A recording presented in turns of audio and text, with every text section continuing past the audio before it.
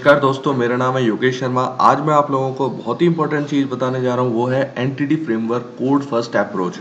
जैसे कि आप लोग जानते हैं कि डेटाबेस के साथ इंटरेक्शन करने के लिए एंटिटी फ्रेमवर्क आपको 3 अप्रोचेस प्रोवाइड कराता है, जिसके अंदर है कोड फर्स्ट, मॉडल फर्स्ट और डेटाबेस फर्स्ट। डेटाबेस फर्स्ट के बारे में मैं ऑलरेडी डिस्कस कर चुका हूं, तो मैं आज उसे नहीं लेने जा रहा हूं। आज मैं आपके सामने डिस्कस करने जा रहा हूं कोड फर्स्ट अप्रोच।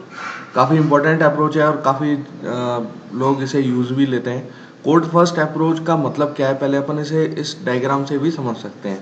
अब इस डायग्राम को गौर से देखिए, यहाँ लिखा हुआ डेटा मॉडल क्लासेस और entity framework code first approach create the database. यानी कि जैसे डेटाबेस फर्स्ट अप्रोच होती है, उसके अंदर ऑलरेडी आपका डेटाबेस बना हुआ होता है, लेकिन कोड फर्स्ट अप्रोच के अंदर डेटाबेस आपका बना हुआ नहीं होता। आप क्लासेस डिफाइन करते हैं मॉडल के अंदर और उन क्लासेस के अकॉर्डिंग ही आपका डेटाबेस क्रिएट होता है। क्लासेस का मतलब क्या हुआ, क्लासेस के अंदर आपने जो भी प्रॉपर्टीज डिफाइन की हैं, उन प्रॉपर्टीज के अकॉर्डिंग डेटाबेस के फील्ड्स आपके क्रिएट हो जाएंगे। तो ये जो अप्रोच होती है, इसे अपन बोलते हैं कोड फर्स्ट अप्रोच। तो चलिए इसके बारे में और थोड़ा बहुत डिस्क्रिप्शन अपन देख लेते हैं। पहले हम थ्योरेटिकल सेक्शन देखेंगे, फिर हम प्रैक्टिकल सेक्शन देखेंगे। तो code first is mainly useful in domain driven design. Domain driven design का मतलब क्या होता है कि आपने जितनी भी क्लासेस मॉडल्स के अंदर डिफाइन की हुई हैं, ठीक है, मैं एमवीसी को लेके चल रहा हूँ, इसके अंदर जितनी भी आपने क्लासेस डिफाइन की हुई हैं, उन क्लासेस के अंदर के थ्रू ही आपके डेटाबेस की टेबल्स क्रिएट होती हैं, और जो आप फील्ड्स डिफाइन करते हो उसके अकॉर्डिंग क्रिएट होती हैं। ठीक है, code first API will create the database on the fly based on your entity classes and configuration. ठीक है, आपने ये ऑन द फ्लाई क्रिएट होता है जब आप F5 रन करेंगे, अपनी क्लासेस को डिफाइन करने के बाद कनेक्शन स्ट्रिंग वगैरह सब कुछ आपने डिफाइन कर दिया, उसके बाद ये ऑटोमेटिकली क्रिएट होगा। और F5 दबाने के बाद, यानी कि फर्स्ट टाइम पर ये डीबग होगा, उसी टाइम पर ये क्लासेस टेबल्स और डेटाबेस को क्रिएट कर लेगा। तीसरी चीज है, first start by writing C# और VB.NET classes and context class. Context class का पर्पस क्या होता है, it's provide the interaction between the database and your model classes. आपने मॉडल के अंदर स्टूडेंट के नाम से क्लास बनाई, अब उस स्टूडेंट क्लास की टेबल आपकी डेटाबेस के अंदर क्रिएट हो जाए, वो काम होता है कंटेक्स्ट क्लास का। तो ये काम अपन इसे देखेंगे इम्प्लीमेंट करके। और configure your domain classes to override default conventions to map with database tables using data annotation attributes और फ्लुएंट एपीआई। इस लाइन का मतलब क्या हुआ कि अगर आपको जैसे आपने कोई भी प्रॉपर्टी के अंदर स्ट्रिंग टाइप लिया है, तो स्ट्रिंग टाइप लेते हैं तो बाय डिफॉल्ट जो डेटाबेस के अंदर फील्ड बनता है, जो आपने स्ट्रिंग टाइप लिया है, लाइक आपने स्टूडेंट नेम के नाम से लिया है, आपने लिखा है पब्लिक स्ट्रिंग स्टूडेंट नेम, तो बाय डिफॉल्ट जो स्टूडेंट नेम का आपका फील्ड क्रिएट होगा डेटाबेस टेबल के अंदर, उसके अंदर जो डेटा टाइप होगा वो एन वेर केयर मैक्स होगा। लेकिन अगर आप उसे ओवरराइड करना चाहते हैं, नहीं यार मुझे वेर केयर 50 चाहिए, तो डेटा एनोटेशन होती है जहां अपन किसी भी प्रॉपर्टी को डेकोरेट करते हैं एक पर्टिकुलर फील्ड के साथ। ठीक है, तो वो अपन देखेंगे आगे उसको कैसे अपन इसे डेकोरेट करते हैं। या फ्लुएंट एपीआई का यूज करते हैं, जहां अपन कुछ प्री डिफाइंड मेथड्स वगैरह होते हैं, प्रॉपर्टीज होते हैं, जिनका यूज करके भी अपन ये सब कुछ सेट कर सकते हैं। तो चलिए अब अपन प्रैक्टिकल पार्ट पर आते हैं कि कोड फर्स्ट अप्रोच को हम किस तरीके से यूज में लेते हैं। इसको समझाने के लिए मैं एक सिंपल सी एप्लीकेशन ले रहा हूँ, एमवीसी की application code first Hindi. Okay किया, ये रन होगा प्रोजेक्ट, थोड़ा सा टाइम लेगा। एम्प्टी प्रोजेक्ट को सेलेक्ट करता हूँ, एमवीसी सेलेक्ट किया, ओके किया। तो दोस्तों देखिए मेरा ये प्रोजेक्ट यहाँ क्रिएट हो चुका है। इस प्रोजेक्ट को अगर मैं गौर से देखूँ तो ये एमवीसी के अंदर कंट्रोलर, मॉडल्स और व्यूज आ रहे हैं। सबसे पहला काम मुझे क्या करना है कि मॉडल्स के अंदर जाके और एक अपनी क्लास बनानी है, जिस क्लास की टेबल आपकी क्रिएट होनी चाहिए। तो इस काम को करने के लिए आप क्या करें, क्लास बनाइए। जैसे मैं क्लास बनाता हूँ, क्लास का नेम दे दिया मैंने एम्प्लॉय। ठीक है, ये एम्प्लॉय के नाम से मैंने क्लास दी। एम्प्लॉय क्लास देने के बाद अगर मैं लिखता हूँ पब्लिक, यानी कि एक प्रॉपर्टी डिफाइन करने जा रहा हूँ, पब्लिक इंटीजर और एम्प्लॉय आईडी गेट और सेट। देखिए डेटा एनोटेशन का एक छोटा सा एग्जांपल मैं आपको यहाँ बताना चाहूँगा। आप क्या कर सकते हैं, जैसे प्राइमरी की फील्ड बनाना चाहते हैं, एम्प्लॉय आईडी प्राइमरी की फील्ड होना चाहिए, तो आप यहाँ ऊपर क्या की एट्रीब्यूट डाल दीजिए। तो की एट्रीब्यूट्स पर ये एरर दिखा रहा है, क्यों? क्योंकि इसके लिए जो रिक्वायर्ड नेम स्पेस है वो आपने इंपोर्ट नहीं करा है। तो कंट्रोल डॉट दबा के आप उस नेम स्पेस को गेट कर सकते हैं। ये आपका नेम स्पेस आ गया, कौन सा है, using system dot component model dot data annotation.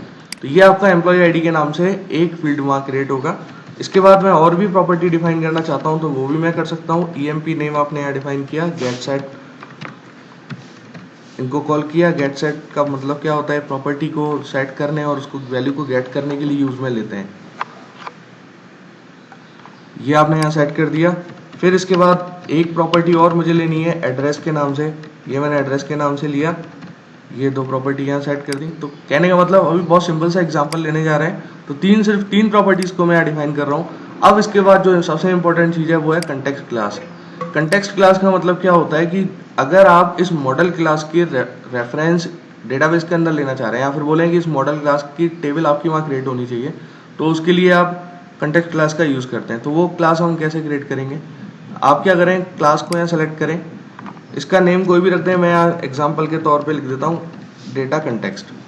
ये डेटा कंटेक्स्ट क्लास क्या करेगी, डीबी कंटेक्स्ट क्लास को इनहेरिट करेगी। डीबी कंटेक्स्ट क्लास क्या है, एंटिटी फ्रेमवर्क की एक प्रीडिफाइंड क्लास होती है जिस क्लास का यूज करके आप ये मैपिंग कर सकते हो। लेकिन इस काम को करने के लिए मुझे सबसे पहले एक पैकेज को इंस्टॉल करना पड़ेगा, वो होगा एंटिटी फ्रेमवर्क पैकेज। तो आप मैनेज न्यू गेट पैकेजेस पे जाके आप यहाँ ब्राउज में जाके सर्च कर लीजिए एंटिटी फ्रेमवर्क, या इससे भी सिंपलेस्ट तरीका होता है कि आप पैकेज मैनेजर कंसोल के अंदर जाके कमांड लिख के भी ये काम कर सकते हैं। बट मैं आपको अभी वो चीज़ नहीं बता रहा हूँ क्योंकि ये मैं ऑलरेडी डिस्कस कर चुका हूँ कि हम ADO.NET एंटिटी डेटा मॉडल को किस तरीके से ऐड करते हैं।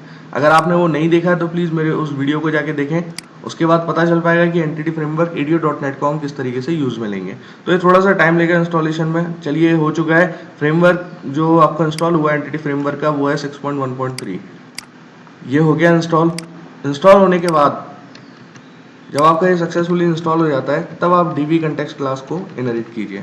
डीबी कंटेक्स्ट को इनहेरिट करने के लिए आपको यहाँ एक पैकेज इंपोर्ट कराना पड़ता है यूजिंग system.data.entity। जब तक आप इसे इंस्टॉल नहीं करेंगे तब तक ये काम नहीं करेगा। अब आपको इसमें सबसे पहला काम क्या करना है, एक कंस्ट्रक्टर डिफाइन करना है। लेकिन कंस्ट्रक्टर से भी डिफाइन करने से पहले आप web.config फाइल के अंदर एक कनेक्शन स्ट्रिंग डिफाइन कीजिए, जिस कनेक्शन स्ट्रिंग में आप ये बताएंगे कि आपको किस डेटाबेस से कनेक्टिविटी करनी है और क्या करना है। ठीक है, तो SQL सर्वर का डेटाबेस अपन यहाँ क्रिएट करना चाह रहे हैं। तो कनेक्शन स्ट्रिंग को डिफाइन करने के लिए मैं लिखता हूँ कनेक्शन स्ट्रिंग, एक मैंने नोड यहाँ ऐड की और इस नोड के अंदर यहाँ लिखता हूं मैं नेम इक्वल टू CONN, यानी कि कनेक्शन स्ट्रिंग का ये नेम हो गया। फिर कनेक्शन स्ट्रिंग में आप कंप्लीट पाथ यहाँ डिफाइन करेंगे जो आपका SQL सर्वर का पाथ है। तो मेरा जो है SQL सर्वर नेम वो है ./yogesh.net। फिर डेटाबेस जिससे आप डेटाबेस बनाना चाहते हो, मैं यहाँ बनाना चाहता हूँ, देखिए मैं अगर डेटाबेस को ओपन करूँ, लोकल डेटाबेस को अपन ओपन करते हैं, तो मेरा जो डेटाबेस होना चाहिए वो होना चाहिए कोड फर्स्ट एग्जाम्पल। ये मैं एक डेटाबेस क्रिएट करना चाहता हूँ। मैं विंडोज ऑथेंटिकेशन से लॉगिन कर रहा हूँ, इस वजह से मैं यहाँ लिखता हूँ Windows security equal to true. ठीक है, ये आपने लिख दिया। एक आप पैकेज और इंपोर्ट करा दीजिए, प्रोवाइडर नेम system.data.sql क्लाइंट। दोस्तों अगर आपको ये कंप्लीट कोड चाहिए तो आप मेरी वेबसाइट पे जाके भी देख सकते हैं इस कोड को, yogesh.net.com वेबसाइट पर जाइए और वहाँ जाके आप ये चीज़ देख सकते हैं। तो देखिए मैंने जो डेटाबेस का नेम लिखा है वो है कोड फर्स्ट EX। ठीक है, कोड फर्स्ट EX, मेरा कोई भी डेटाबेस यहाँ क्रिएट नहीं है। तो अब क्या होगा कि ऑन द फ्लाई आपका ये क्रिएट होगा और उसे आप देख भी सकते हैं। तो चलिए ये तो हो गया अपना कनेक्शन। तो आपने इस कनेक्शन का नेम क्या दिया, CONN। अब आपको इस कनेक्शन का रेफरेंस यहाँ पर इसके कंस्ट्रक्टर में डिफाइन करना पड़ेगा। किसके कंस्ट्रक्टर में, डेटा कंटेक्स्ट के कंस्ट्रक्टर में। आप इसके अंदर डिफाइन कर दीजिए जिस कनेक्शन का आप यूज करने जा रहे हैं। सॉरी यहाँ नहीं, बेस क्लास के वन आर्ग्यूमेंट कंस्ट्रक्टर को आपको कॉल करना है। ये डीबी कंटेक्स्ट का आप यहाँ ऑप्शन में देख सकते हो। हम बेस कीवर्ड के थ्रू क्या करते हैं, जो आपका बेस क्लास होती है, जैसे डीबी कंटेक्स्ट है यहाँ बेस क्लास, ये चाइल्ड क्लास है, तो बेस क्लास के किसी एक पर्टिकुलर कंस्ट्रक्टर को कॉल करने के लिए आप यहाँ पर बेस कीवर्ड का यूज कर रहे हैं। इसमें एक चीज का आप ध्यान रखिएगा, अगर आप CONN पास नहीं करते हो तो उस कंडीशन में क्या होगा कि अगर चलो नहीं भी पास करते तो ये डेटा कंटेक्स्ट अगर आप यहाँ लिखते हैं, मानो मैं यहाँ पर web.config फाइल के अंदर कनेक्शन नेम डेटा कंटेक्स्ट लिखता, तो फिर मैं इस लाइन को CONN को स्किप कर सकता था। क्यों, क्योंकि बाय डिफॉल्ट फिर ये जो कनेक्शन यूज में लेता वो डेटा कंटेक्स्ट का यूज में लेता। लेकिन डेटा कंटेक्स्ट का नेम और आपके कनेक्शन का नेम अगर अलग अलग है तो उस कंडीशन में आपको उस नेम को यहाँ स्पेसिफाई करना पड़ेगा। चलिए ये हो चुका है। अब दूसरी चीज जो है इसके अंदर वो ये है कि आपको ये क्या कर रही है, ये मैपिंग क्लास है एक्चुअल में। मैपिंग क्लास का मतलब क्या होता है, आपने जो एम्प्लॉय नाम से मॉडल क्लास बनाई हुई है उस मॉडल क्लास के अकॉर्डिंग आपके डेटाबेस के अंदर टेबल क्रिएट होनी चाहिए। तो ये उस काम को करने के लिए dvset एक प्री डिफाइंड पैकेज को यहाँ यूज में लेता है। इसके अंदर आप उस क्लास का नेम लिखते हैं जिस क्लास को आप यहाँ क्रिएट करना चाहते हो।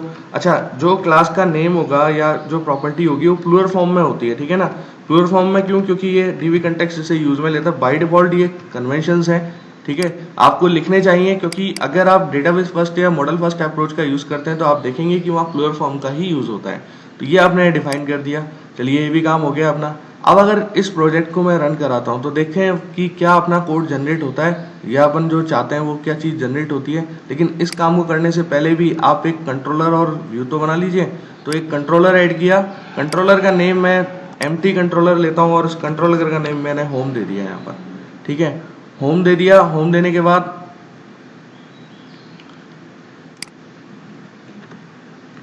एक व्यू का रेफरेंस, अब देखिए इस कंट्रोलर में मैं मॉडल का रेफरेंस लेना चाहता हूँ। तो मॉडल का रेफरेंस लेने के लिए आपको डेटा कंटेक्स्ट को यहाँ यूज में लेना पड़ेगा।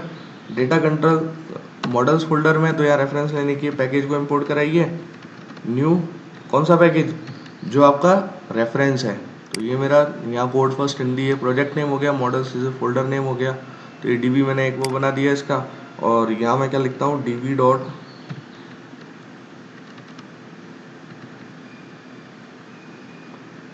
ओके, नेम स्पेस के अंदर मैंने गलत लोकेशन पे से डिफाइन किया है, मुझे इसे क्लास के अंदर डिफाइन करना है। DB dot employees dot list, to list में कन्वर्ट किया और वेर डेटा इक्वल टू, ठीक है। और इसके अंदर भी मैं क्या करता हूँ, डेटा को यहाँ पास करा देता हूँ। राइट क्लिक करके ऐड व्यू कीजिए। ऐड व्यू करने के बाद यहाँ से लिस्ट को सेलेक्ट कर लीजिए। मॉडल क्लास भी एम्प्लॉय होगी। ये स्किप होल्डिंग ऑप्शन होता है दोस्तों, जिस मॉडल क्लास के अकॉर्डिंग आपको जनरेट करना है आप वो यहाँ डिफाइन कीजिए। डेटा कंटेक्स्ट क्लास में डेटा कंटेक्स्ट फाइल दे दी और ऐड करा दिया। क्या हुआ इसमें, एरर देखते हैं। There was an error running the selected code generator. Okay, actual में क्या हुआ, अब देखिए इसमें बहुत इंपॉर्टेंट चीज़ है। जब आप ये डेटा कंटेक्स्ट वगैरह सब कुछ डिफाइन कर देते हैं तो उसके बाद इसे डीबग करना ना भूलें, बिल्ड करना ना भूलें, क्योंकि ये बिल्ड में क्या रेफरेंसेस ले लेता है जो भी आपने डेटा कंटेक्स्ट फाइल या फिर मॉडल क्लासेस बनाई हुई है। तो बिल्ड कर लिया आपने तो उसके बाद ये इस टाइप के कोई भी इश्यूज नहीं आएंगे। चलिए अपना प्रोजेक्ट अब बिल्ड हो चुका है, तो फिर वापस से वही काम करते हैं। ऐड न्यू किया, लिस्ट को सेलेक्ट किया, यहाँ से एम्प्लॉय को सेलेक्ट किया और फिर डेटा कंटेक्स्ट को सेलेक्ट कर लिया। ऐड कीजिए।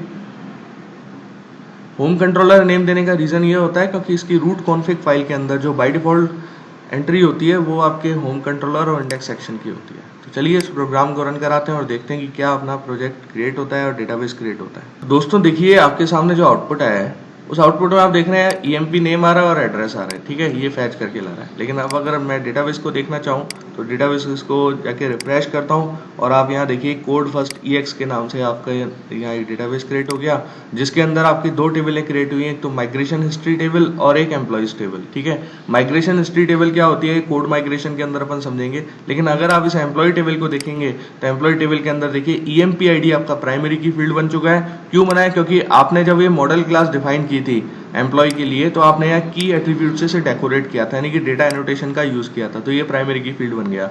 और जो EMP नेम होता है, अगर आप यहाँ पर कोई भी स्ट्रिंग टाइप लेते हो तो वो बाय डिफॉल्ट nvarchar max के अंदर ही कन्वर्ट होता है। तो आप देखें दोनों फील्ड आपके nvarchar max में कन्वर्ट हुए हैं। तो दोस्तों ये जो एग्जाम्पल था, ये एग्जाम्पल था कोड फर्स्ट अप्रोच का बेसिक, जिसमें आपको ये समझ में आया कि कोड फर्स्ट अप्रोच है क्या, कैसे कोड फर्स्ट अप्रोच को अपन यूज में लेते हैं यूजिंग डेटा कंटेक्स्ट क्लास। अगर आपको ये मेरा वीडियो पसंद आया हो तो दोस्तों प्लीज मेरे चैनल को सब्सक्राइब कीजिए। मैं काफी सारे वीडियोस इसके ऊपर बनाने जा रहा हूँ। Thank you very much.